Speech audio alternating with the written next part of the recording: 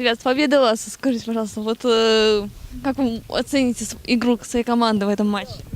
Ну, во-первых, спасибо большое за поздравления. А насчет оценки, ну, конечно, не идеально сыграли и в обороне, и, в принципе, все голы сами себе привезли. Но в плане атаки я даже не ожидал, что так все хорошо будет. И за 2 игры мы забили, по-моему, 13 мячей, и я более чем доволен. Притом я еще насчет полей переживал, но, в принципе, все устраивает в этом плане. Насчет игры мне очень понравились новички наши, но насчет Паши так говорить не стоит. Было понятно, что он станет одним из лидеров. А Ваня Федотов в обороне очень понравился, и нападающий Денис Красовский тоже очень хорошо сыграл, и очень рад, что мы его подписали. Да, надо отметить, что новички хорошо влились в коллектив. Это, наверное, самый главный плюс в сегодняшних 2 играх. Ну, еще плюс то, что мы мало пропустили, потому что в прошлом сезоне это была наша проблема, самая главная.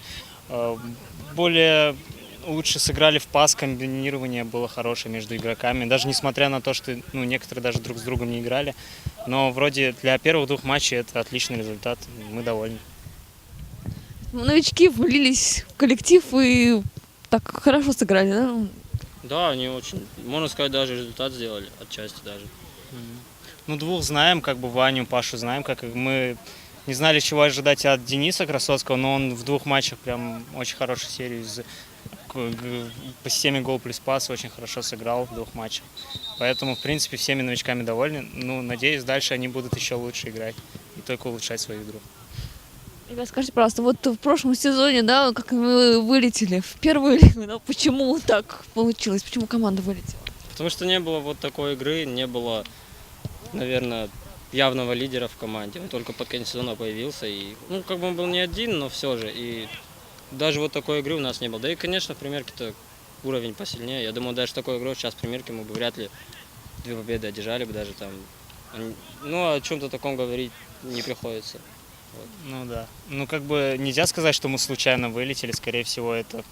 Ну, мы весь сезон играли очень неодноразно. То есть иногда мы очень хорошо играли, иногда плохо.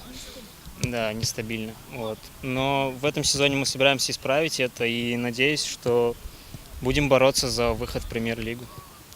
То есть цель все-таки опять вернуться в премьер-лигу? Конечно, и я еще, по-моему, тогда в интервью говорил, что основной нашей целью будет это вернуться, и причем вернуться с первых 2 мест, чтобы без стыковых игр. Это вот основная цель, и вот все. Спасибо, ребят.